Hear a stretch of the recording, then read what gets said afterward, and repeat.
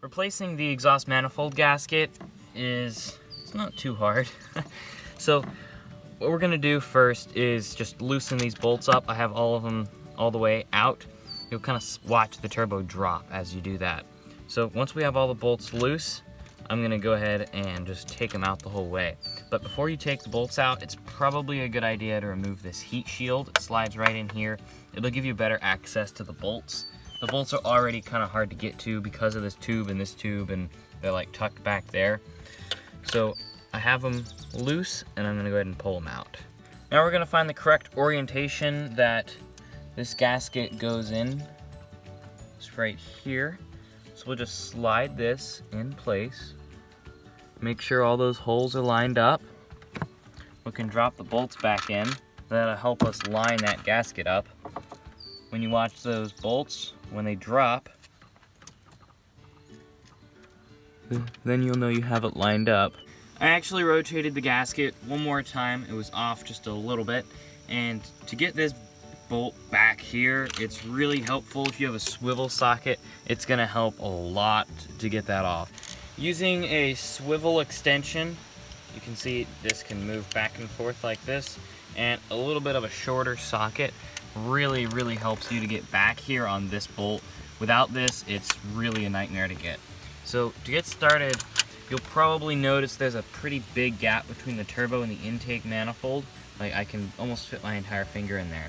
What you're gonna wanna do is just lift the turbo up, and then you can start putting that bolt in. Just make sure these bolts are going in nice and smooth. If you wanna clean out the threads to the exhaust manifold, it's probably a good idea. That's what we're doing. We're having some problems with the threads. The back of a 1/4 inch extension works great to fit this tap. So this is a M10 times 1.5. That's what fits the 1.8T. So what I'm gonna do is just drop the tap in the hole, and then take the back of the extension, put it right there, and we'll start to put this in. I'm gonna start it by hand, of course. I don't wanna start cross-threading it with the tap. And then once you know it's in the threads, I'm just gonna very lightly just take that wrench and start turning it. And I can feel it's going in those threads.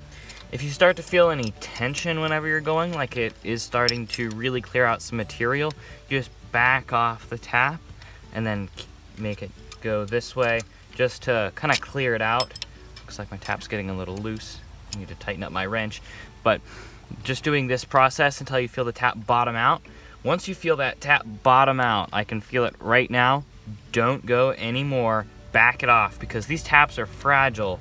You want to be careful. If this tap breaks in here, you can't drill it out. So once it bottoms out, you want to take it right back out of the hole. The holes, the bolt holes on the old turbo were a little bit deeper than the ones that are on this new turbo. It seems like they're just a little bit too short, so the bolt will actually bottom out before it starts really clamping the gasket and the turbo together. So what we're gonna do is just grind a little bit off of this. With some 80 grit on the belt sander, I'm going to just grind a little bit off here. We don't need too much, maybe 1/8 of an inch off the bolt.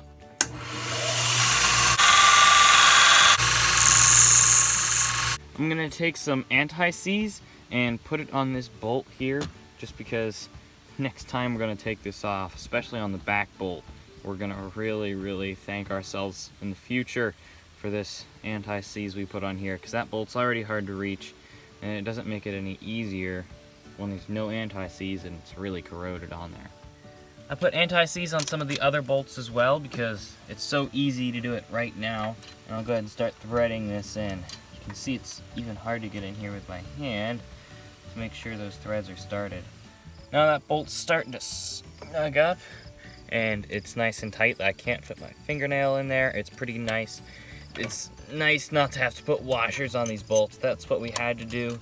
Just put 1 or 2 washers on the bolt, and then that would fill that gap. But just taking a little bit of material off that bolt really made us able to just throw the bolts in, tighten it, and really do it the way it was supposed to be done. Now that this bolt is shortened, it goes on a lot easier, and it really clamps this turbo into place. So I hope you guys found this video useful. If you did, don't forget to like and subscribe, and we'll see you next time.